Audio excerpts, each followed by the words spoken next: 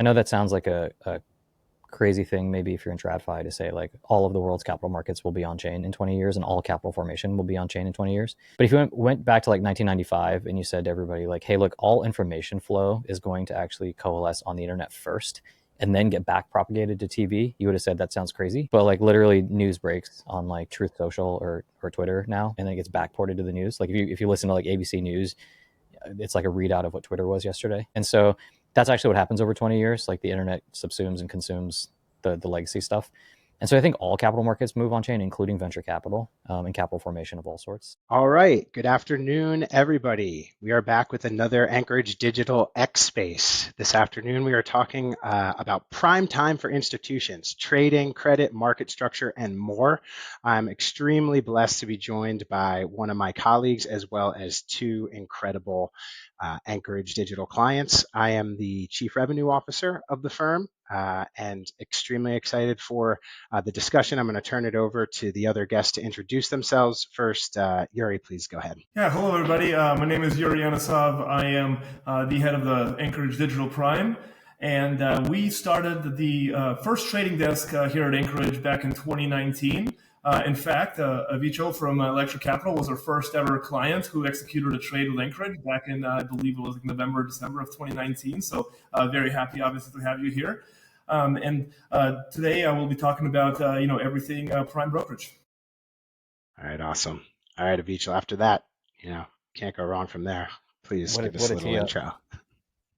Avichal here, one of the co-founders at Electric Capital, primarily early stage VCs, early investors in a number of companies and protocols in space. Very happy Anchorage clients and customers, and excited to be here, excited to chat. All right, saving the best for last, Caleb. Yeah, my name is Caleb. I'm the COO at Variant. We're an early stage pre-seed seed venture capital fund in the space. Have been an Anchorage client since I've joined here in 2021, very happily. And I kind of do all the unfun things at the firm to try and elevate our investment team to make all the hard decisions. Are you saying that X live streams aren't fun? This is fun. Yeah. Best part of the job, right? Okay, fantastic. So let's jump right in here. Market structure and has been a hot topic with everything that's been going on, in the U.S. So let's talk about the current state. What could evolving regulation mean for funds, for liquidity, for token markets? How does this shape some of the capital flows and how projects are structured globally? Yuri, I was thinking you could lead us off there. Sure. Yeah. So look, the biggest shift I think we've been seeing both in the U.S. and globally is that finally the market structure is catching up to what the scale of digital assets, which I know the prices are kind of in a downtrend at the moment, but let's just say about $3 trillion, right? So regulated custodians, clear settlement processes, on-chain settlement. Are something that's becoming a regular occurrence, in the day-to-day trading. We've come a long way. If you go back to, 2 cycles ago, let's just say 2020, we used to be able to, get our Binance and BitMEX accounts with nothing more than an email address. But now that market structure has come around and, it's a lot more regulated, I think it's actually enabling more clients and more institutions to really come on board and participate in the ecosystem without worrying about breaking any type of regulations or laws that may be out there. So I definitely think we're trending in the correct direction. Okay, Avichal, anything you would like to build on that answer? Yeah, a couple of thoughts. So just as a point of context, I'm also chairman of the board at an organization called CCI, the Crypto Council for Innovation. So that's us at Electric, Paradigm, Andreessen Horowitz, Fidelity, Block, PayPal, SoFi, and then a bunch of sort of protocols and companies in the space that are also members, but that's the board. And so we spend a lot of time at the state and federal level with regulatory and also international regulatory, like in the UK and Singapore and EU. And just for context, for those that may not know, if you go back a couple of years, you go back 3 years, there's tremendous lack of clarity in the United States. And there was a sort of an enforcement regime that was sort of in the absence of clarity, was actually creating a lot of pain for developers. We see this in a lot of the data for founders and for where people are hiring, and it's not a great productive setup, which has since changed. Recently, Congress and Senate passed the stablecoin legislation bill, and so we now have regulatory clarity around things like what is a stablecoin and what are the collateralization requirements and so on. And so that was a really big breakthrough, I think. And then the next big thing that needs to be tackled now is market structure. And this starts to get at the heart of which regulatory bodies have oversight in which situations, and how do we think about where things go to CFTC versus where things go to the SEC. It also tries to address things like developer protections. And so we need to enshrine things like, hey, look, we shouldn't go after people for writing code. What people do with the code that has been written, if they do bad things, well, bad things are already illegal. And so we should go pursue the bad actors who do bad things with software. But going after people who write software is counterproductive. And so there are actually a lot of pieces to this. And it's slowly working its way through. There's a version of this that's been passed at the House. There's a version that is being debated in the Senate now at the committee level. And they're actually, because it's so multifaceted as market structure, there's actually like two different groups of people that need to converge inside the Senate. There's the derivatives CFTC agriculture committee folks. And so this is folks like Cory Booker and Haggerty. And then there's the banking side of it, which is folks like Tim Scott, Mark Warner, Kristen Gillibrand, and others.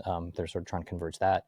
And they all then need to come together inside the Senate, and then that bill needs to get reconciled with what happens in the House, and then actually get turned into law. So there's actually still like a lot of moving pieces.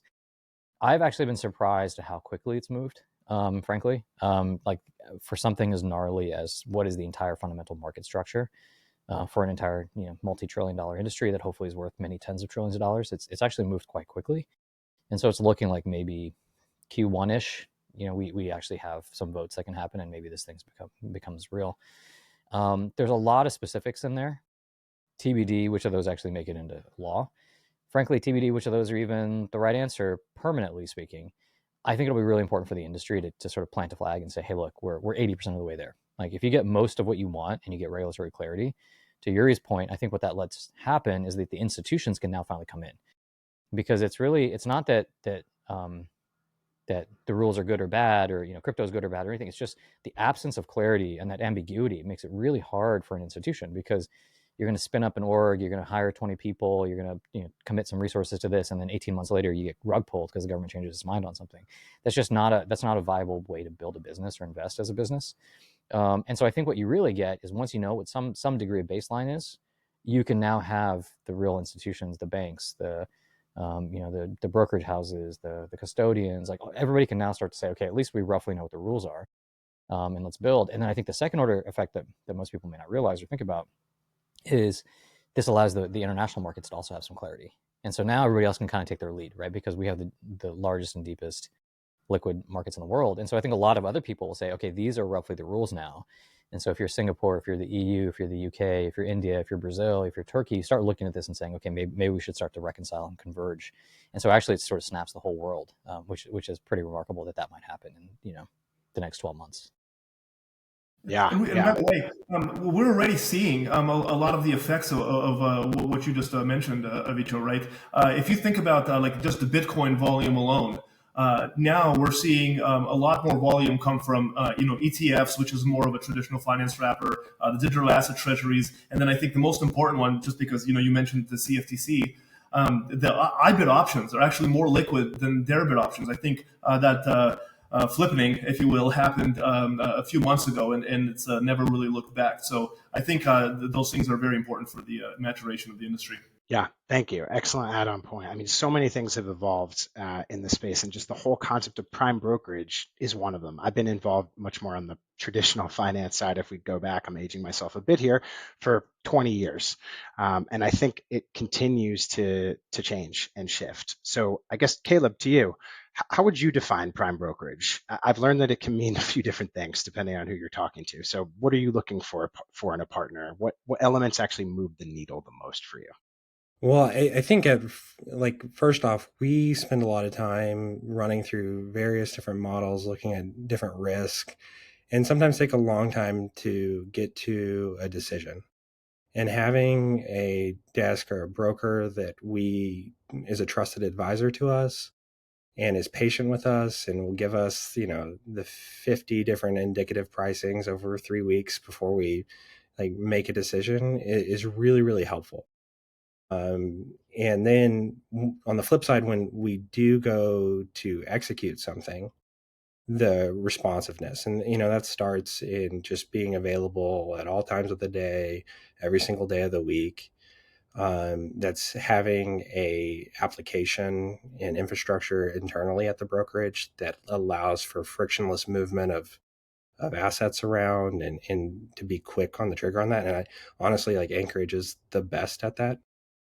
And then it just, that goes on to like giving us credit facilities to let us start trading immediately, and doing those kind of things. So just moving all friction away from the trading process, I think, is really important. And I think I'm most excited about is I think an opportunity came around like after SVB failed, that there was a real need to have like operational cash, like alongside of crypto custody, and all these other things. And we're just starting to see the emergence of that, to where we can manage our USD alongside of our stables, alongside of our crypto, all in one house, and just remove all the friction from all those processes. That's what I'm most excited about. Yeah, everyone wants that frictionless experience. Everyone is demanding more and more of that bank-like experience, full weekend coverage, night staffing. Crypto never closes. Growing up in the FX markets, that feels very familiar. And I think we continue to see some convergence in that regard. I guess, Yuri, what's your take from the Anchorage side? What have you seen? We launched Anchorage Digital Prime earlier this year. Where's your head at? Yeah, so look, the first thing is that that is exactly correct. What Caleb mentioned is that the 24/7 coverage is incredibly important. In 2025 so far, we've actually staffed up quite a bit, right? So now we have 24/7 staff across United States, and we have a European nexus both in Porto and in Lisbon, as well as our most recent staffing up we've done in Singapore, right? And the Prime business originally started as only the spot desk, right? So, Caleb mentioned credit, financing, and things like this. So, ever since we've launched our Prime Finance business that allows customers to use their custodied assets as collateral to actually enable a lot of these trading functions.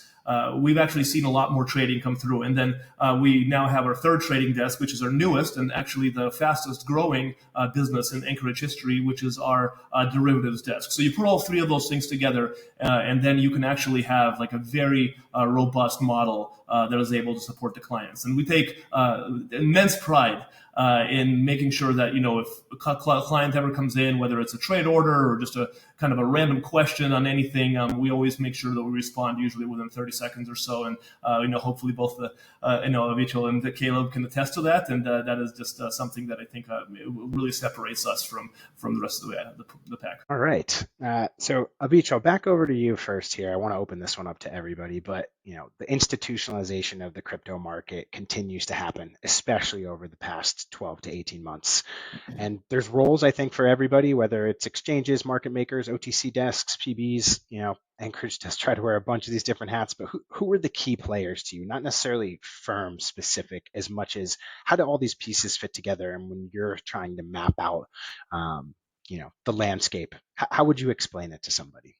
Man, that's a pretty gnarly question. I think I will bite off something maybe a little bit simpler, which is I think there are like three things that I think about, like three categories of things that I think are really interesting.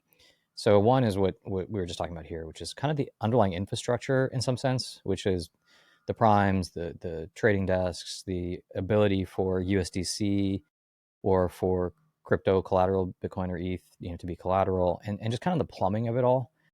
And I think, I was a seed investor in Anchorage in, I don't know, what was that, like 2017 or something, the seed round. And it's just amazing how much the plumbing of the whole space has gotten better over the last 8 years. And so there are all these sort of like theoretical ideas of, one day you're going to be able to move money 24/7 and use your crypto as collateral, and like you'll have a margin account and you can do everything through one interface, and there's going to be like a human, and eventually it'll be like AI agents that you're chatting with. And, it's like it's pretty sweet that the infrastructure actually is more or less is there. There's a lot of things on the margins to figure out, no pun intended, but they're like that part of it, I feel is like actually pretty interesting. As a consequence of all of this stuff becoming 24/7 and global, because it's built on crypto rails, I think you have crypto capital markets that exist in a new way, and I think that's a huge opportunity potentially for folks like Anchorage or the Primes, or potentially for others. But the fact that there's money available 24/7 and money does not like to sit idle means that there's lots and lots of opportunities to generate yield. And I don't think we've really fully built all of that out yet, because we've just been focused on getting the plumbing working. And so now that we have the plumbing, we can actually think about, well, what happens when there's $5 trillion of capital that's available 24/7? Because right now, if you just look at it, like huge, huge markets are just shut down for half the week. It's like you talk the weekends and you talk like some countries having some holiday, on any given week, and you get summer vacation, you get like New Year's. As you start adding these things up, and there's just massive times of the year where there's just like no movement of capital. And I think that that's a missed opportunity. And I think the crypto capital markets will fix that. So I think the idea of having something like $5 trillion on chain that is accessible, I think is like very underexplored. And I think this speaks to the third category, which is I think the institutions that have managed lots and lots of capital understand these opportunities. And once you get into like the financial plumbing of the world, and you start looking at things like mortgages and HELOCs, and reinsurance and commercial paper, you realize there are these just like multi-trillion-dollar industries with just so much flow, and they're all running basically on like PDFs and email. It's like really crazy how much money moves around because people email each other and then send around some PDF.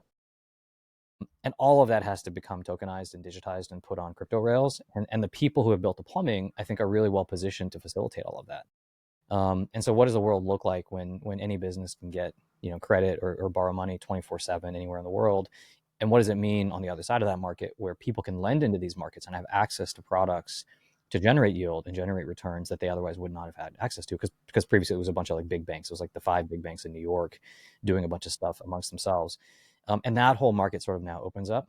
And so now that I think we got like the base plumbing in place, then I think you get the capital markets that are starting to come online with all the stable coins. And on top of that, I think you're going to get the two-sided marketplace of, well, if people are looking for yield, what products can we put in front of them? And I think there's many, many, many products that actually most people in the world have just never had access to, that they can now have access to. And that's good for the institutions. That's good for retail. That's good for yield generation and capital formation. It's like there's a lot of good things that happen, I think, as a consequence. Yeah, I think when you expand things globally, it's a completely different value proposition. I'm surprised you didn't mention Telegram chats is the other top technology that's used to move information and funds around. Yeah, Yuri, seemed like you were going to jump in with something too here. Yeah, the plumbing has come a long way, right? Like if we think about dollar tether USDT, which was the original USD representation on chain, right? Back in the day, if you guys remember, before USDT was ever on Ethereum or some of the faster chains, I used to be on something called the Omni network. And sometimes when you would have a lot of market volatility, you'd actually, you'd try to top up your margin account, and the Omni wouldn't process your, transfer for like hours, right? So I'm sure everybody remember those days, right? But nowadays, the plumbing has come such a long way that it's really pretty much guaranteed a quick, under a minute on-chain settlement. So it's definitely come a long way, and there's still obviously a long way to go. And this is one of the reasons I'm so excited that TradFi is converging a little bit with the digital asset infrastructure. I'll do a quick example here. I don't know if anybody remembers this, but I think 2-3 years ago, on a Saturday or really Sunday when markets were closed, there was some sort of a blow up in like a Chinese nickel mine, and because the London Metals Exchange was closed, there was actually all sorts of problems with both sides on the futures contracts, where a lot of money was lost, a lot of people were blown out, and the only reason for that is because the TradFi currently works on day-to-day margin calls. Usually if you're approaching a margin call, your broker will call you, and then you basically have one full business day. So if he calls you on Friday, you have till Monday or Tuesday if it's MLK Day or something, to top up, and something can happen like this nickel mine explosion. Over the weekend, right? So I think one of the things that digital asset plumbing has proved is that we have 24/7, 365 futures and perp markets that actually have like live liquidations, live margin calls and things like that, where you can top up like whenever, no matter what happens in the real world, right? Now, there's still a long way to go. There's still, those Oracle problems where, some reference prices are probably like not perfect quite yet. But I think you can definitely see that with all the progress that's been made, like that problem will also go away in the near future. And I think that'll be better for all market participants in the traditional assets. Yeah. Yeah. That's a really great example. I have others from TradFi, but I won't bore the people. We'll stay on the crypto topic. What One thing about that you, makes me think, Caleb? by the way, I Please. think one thing we talk about with the institutions too, sorry to cut you off, but you sort of touched on this, and it's probably one of the more frequent things that we hear when we talk to TradFi folks, is the nature of the complexity or the nature of the places where crypto may break is just different than TradFi. And I think it takes a little bit, like you're not taking on the same risks. Like for example, you're taking on smart contract risk, right? Obviously. But I'll give you another example. Like what's interesting is if you look at the FTX situation, FTX, they were able to call up their counterparties on the human side and say, hey, we're the largest exchange. Like, hey, we're Alameda. We're one of the deepest, liquidity traders. Like, we're good for it. Trust us. And what people did on the other side was they made the human decision to extend more credit for longer or to not margin call them immediately. But you couldn't do that in DeFi. Like the smart contract was just going to sell your collateral and there's nothing you can do about it. And so you better pay back your loans. And so in some sense, like the smart contract ended up being the senior secured debt, right? Because they were going to liquidate first. And so they got paid back first.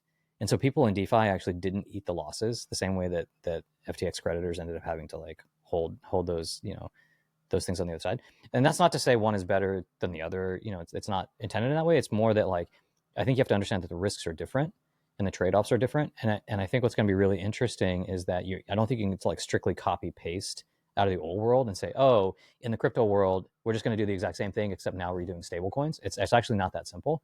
It's actually much more complex. And so that's why I think like the people who understand the infrastructure will have superior position. Like they'll understand where those risks are and be able to work around those risks for clients and customers and actually build new experiences that are different than what you can do in the traditional world. But you have to kind of like understand the plumbing to realize why that's different. Like one analogy I think about is like from the investor side is if you look at the history of any market, and I sort of think of this market as software eating money. Whenever software eats an industry, the firms that win tend to be built ground up to understand that new infrastructure. And often what you do is you put new types of people in charge relative to the legacy businesses. So take something like Tesla versus Ford, or take something like Facebook or YouTube versus CNN or Fox News, right? Like the organizations have to be built differently and they have to be run by people who understand the infrastructure, because like every critical lever in your business, customer acquisition, how to drive gross margin, how to like service your customers, how to build a new and better product that acquires customers for cheaper, hence lowering CAC. Everything is downstream of what you can now do with the technology. And so you tend not to have the legacy people win. Like CNN and New York Times are not who won the internet, right? Like Facebook and YouTube won because they rebuilt what it meant to like deliver media with this new infrastructure. And I think the same thing happens here. Like I think the people who natively understand the infrastructure and these weird sort of, oh, it's not just a copy paste from the old world, are actually the winners when you're talking about the market structure, not necessarily the legacy folks who just try to move their stuff to stables. Yeah, a couple of really great points there. Anytime I hear something like it's exactly this, but on chain, I don't think everything has to be on chain. Yeah. And also, I'd heard of software eating the world for a long time. I'd never heard of software eating money. I'm going to steal that for sure. How about you, Caleb? I read some of the pieces you put out. You're a very thoughtful guy, relatively crypto OG here. What are your thoughts about how all these different stakeholders kind of come together? Yeah, so I think with the maturation of all these kind of infrastructure stakeholders and stuff, it's actually freed up a lot of the mind share for founders. And I think internally what we're always saying is like the more time that founders can spend on actual product and less on other stuff, the better off they are. And like just a clear example from Anchorage, I think, is like we saw in late 2023, early 2024, like a big push from you guys to meet founders before their TGE, get in front of that, help guide them through that process. And whether it's you guys doing that or market makers reaching out, like all that, it just takes a load off of founders from the get-go. And that's been a huge thing, kind of juxtaposed against like right after FTX when everything was shut off. And I think a lot of our founders felt like they were isolated from everything. It's been a big change over like the last 18 months to 2 years. Feels that way to me too, for sure. All right, I'm going to open this one up to all people as well. What now that things have matured, like what is the ecosystem when you think about like both premier VCs? What does the partnership look like between that side of the stack as well as infra, as well as regulation, like all these things coalescing, especially in the US? What does that now make possible that you couldn't do previously? And this might be a little bit of a hot take. I think we will see more founders actually bypassing some of the traditional funding routes and doing more like public launches of tokens, especially if we get market structure worked out and stuff like that. And from a VC perspective, I think like what it means is we have to come in with like a very concrete, prepared mind on what we want and what we're looking for so that we can be more nimble and work faster. Because I do think there's going to be some change on how fundraising is done. Yeah, and also, not to make too many plugs for us here, but Anchorage Digital launched a small ventures arm this year, very different from what someone like Variant or Electric is doing, but trying to write these small checks to very early stage founders and provide more skin in the game, more support. I think that's definitely what partners are looking for. Yuri or Abichal, did you have anything to add on that sort of convergence type question? Yeah, I mean, I think a couple of thoughts, just building on what Kil was saying. One, I agree with that specific example. I think the funding moving on chain is definitely going to be a thing. I think it's a specific instance of the broader capital markets moving on chain. Like I think basically any sort of capital deployment for investment purposes basically shifts on chain. Capital formation in general moves on chain over the next 10 to 20 years. And I know that sounds like a crazy thing, maybe if you're in TradFi, to say like all of the world's capital markets will be on chain in 20 years and all capital formation will be on chain in 20 years. But if you went back to like 1995 and you said to everybody like, hey, look, all information flow is going to actually coalesce on the internet first and then get back propagated to TV, you would have said that sounds crazy. But like literally news breaks on like Truth Social or Twitter now, right? And then it gets backported to the news. Like if you listen to like ABC News, it's like a readout of what Twitter was yesterday, right? And so that's actually what happens over 20 years. Like the internet subsumes and consumes the legacy stuff. And so I think all capital markets move on chain, including venture capital and capital formation of all sorts. And I think once you get that, you get some like really interesting second order effects. So that to me is almost like skeuomorphic. It's like, yes, commercial paper and reinsurance and HELOC financing should be like real time 24/7 liquidity pools on chain. And anybody who understands crypto understands like what the architecture of that would be.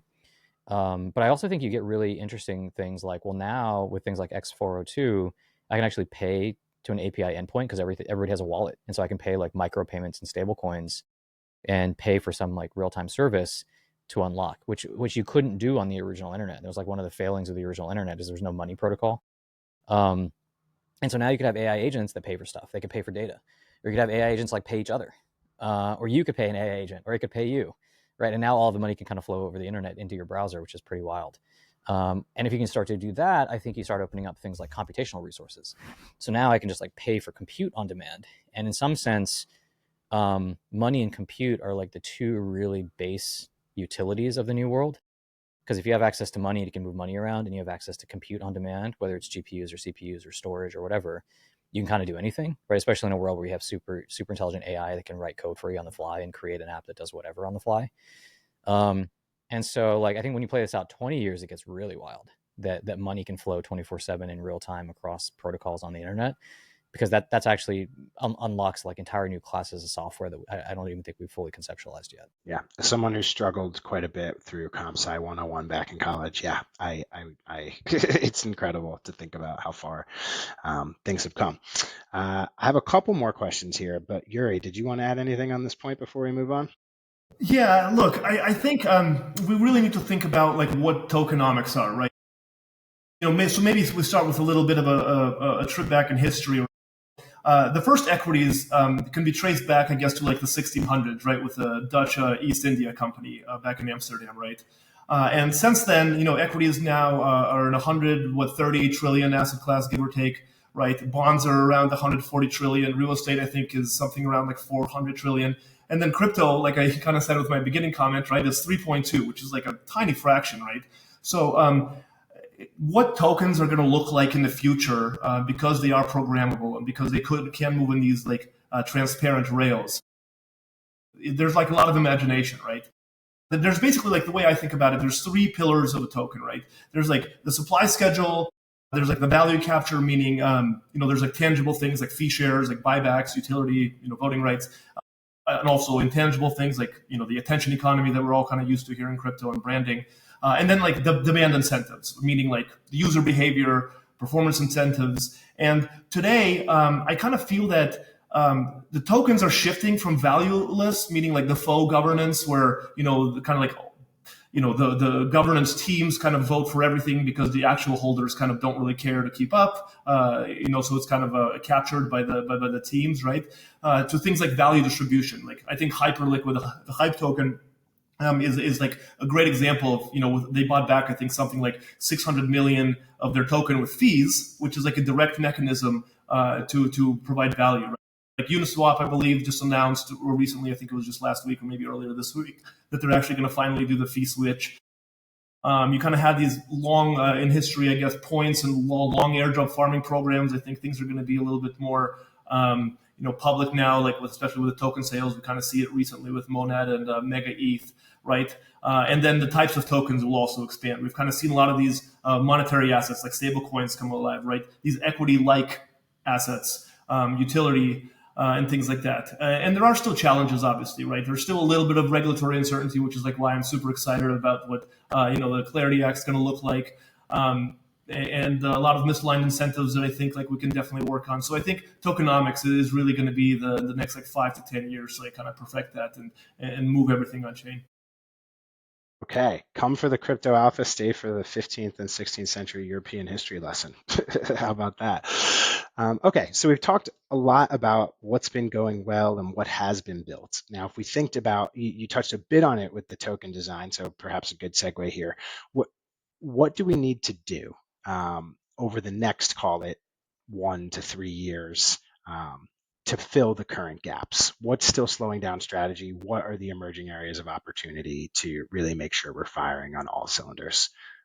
Caleb, over to you first. I honestly think it's a lot to do with market structure, because once you get regulatory clarity, then you have founders that know the path that they're going to do, and they can focus on bringing value to tokens in a compliant way.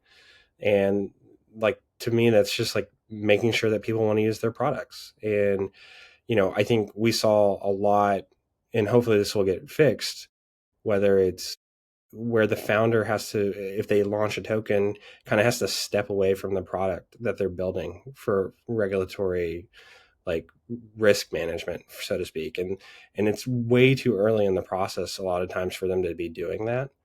And so my hope is that with market structure, founders can stay close to those projects. And I think Yuri talked about like buyback and burn kind of methodologies and stuff like that. I think that's a really cool and effective way to provide value to token holders. But hopefully with market structure legislation, we'll see other ways of doing that too that are compliant, whether that's dividends or whatever it is, I think. Well said. All right, who wants to go next? Yuri. I'll go next. I'll take All right, Avito, go for it. Take. I think the bottleneck at this point, I do think regulatory clarity will help because I think it will get liquidity flowing again. Like it's just easier for institutions to participate, which gets the demand side going. Because I think we built a lot of interesting supply side stuff already, which is to say infrastructure or product experimentation and so on. I think though what we need is an entirely new generation of builders to come in who have kind of one foot in crypto land and one foot in either fintech or consumer applications, and they kind of understand both, and can build here. Because I think too often you see the crypto people building for crypto natives, and you can get really interesting products that way. It's not to say those things are not interesting; they're actually very interesting. And then you get a bunch of TradFi people, and they sort of copy paste over the TradFi stuff. And again, that can be very interesting. You could get Apollo and Goldman to use a thing because you really understand the customer. But I think there's a lot of white space that takes the best of both and brings them together and says, well, what does it look like if we understand both of these things? And I think that's true for kind of fintech, institutional kinds of products. I think it's also true for computational products like compute. I think it's also true for social products. Like I think increasingly finance and entertainment are just kind of converging. And you look at something like Polymarket, it's sort of half interesting oracle about who's going to win an election, but it's also kind of half entertainment.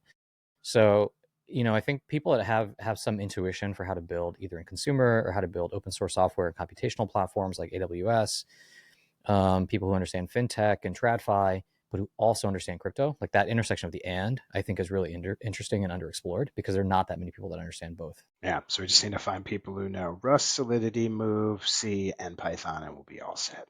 Okay, Yuri, how about you? So I know I've already mentioned a couple of times the 24/7ification of everything. I'm going to press on that a little bit more, but with a different example. So if you just think about equity markets, the fact that the New York Stock Exchange has an open and a close, right, actually takes a lot of value out of the system from the buyer and the seller, right? If you think about your average sell side desk in TradFi, right, they process all this flow throughout the trading day, and then around 5 minutes or 10 minutes before the markets close, they kind of net everything off, and then they actually trade only the net position, which actually is a very profitable activity for them because technically on everything they net off, they don't really have hedging costs, right? And I've heard of this statistic. Don't quote me on this one, but it's generally on target. Is that since like 10, 1915, like back during World War I until now, the New York Stock Exchange has changed its market hours and hours of operation, I think, less than 10 times, including less than 5 times since the internet launched, which is I think there's a lot of regulatory capture there and other reasons that's been happening. But I think that if we do have equities trading 24/7 in a regulated fashion, a lot of the rent seeking goes away from the markets and volatility gets dampened as well. So I think that is also one of the really exciting things that we can look forward to as we get more regulation in place. Great answers all around. All right, this is going to be my final question. So let's go out on a high note here. Rapid fire for everybody. Give me your 2026 hot take for crypto. I'll go first on this one. Let's go. Look, whenever I talk to a lot of the crypto natives, if you will, and I start talking about fundamentals, they look at me like I'm a little bit crazy, maybe a present company excluded, obviously, because you guys run VC funds. But everybody's like, well, this is attention economy, it's memification and things like that, and that is what the attention economy really drives asset prices within crypto. I think in 2026, post Clarity Act, I think we're gonna. A lot of tokens are going to start being judged on their fundamental values, and some of the more attention economy stuff is, it's still going to exist, obviously, forever. But I think it'll be less of a factor rather than what we're going to see with fundamentally driven token pricing. Okay, I can buy that. Caleb, you're unmuted. You want to go next? Yeah, sure. So I think what I'm most excited for and hopeful for in 2026 is just more really bold, audacious ideas coming from founders. I think 2025, it feels like the clear winners are stable coins and prediction markets / gambling and stuff like that. And we've seen a few kind of really out there ideas. We just invested in a company that's at the cross section of geolocation, a substitute for GPS in blockchain, which I think is really, really cool and out there. But I just want to see more of that. And I think hopefully zero knowledge technology is coming around to being more important in like actual practical consumer applications and stuff like that. So that's what I hope for. I don't know if it's a hot take, but that's what I'm hoping to see. Yeah. Yeah, I think that not everyone would agree with you. Some might still be hoping for the meme coin super cycle to come back. So, Yeah. we'll root for the innovation. No thanks. No thanks. All right. All right, Avichal. My hot take. My hot take will be probably the thing that is the most breakout thing of next year that actually runs on crypto. And everybody, if you understand kind of how it's doing what it's doing, you understand that it really fundamentally requires crypto infrastructure in Rails, but it won't call itself crypto. It'll be positioned as just like doing a thing, and probably the people using the thing don't even realize that they're using a thing that runs on crypto Rails. Yeah. Finally, that abstraction away that we've been talking about, where you don't know that you are part of the experience. And yeah, I'm just, when you think about the evolution from early internet, I remember being an early adopter of that and how far that UX and experience came to where everyone's just on it all the time on their phone. I think we're somewhere in the middle of that curve, and it does feel like 2026 could be that quantum leap forward. Okay, and with that, we will bring an end to our time together. It was an absolutely delightful discussion with my colleague and two esteemed Anchorage clients. So many thanks to you all for the time. Many thanks to all of those who are watching on X and LinkedIn. So check us out on either of those platforms or at anchorage.com. Get in touch. We would love to hear from more of you. And as our CEO Nathan says, every institution in crypto needs an Anchorage account. So if you don't have one, let's change that. All right. Everyone have a great rest of your day, and you'll be hearing from us more soon. Take care.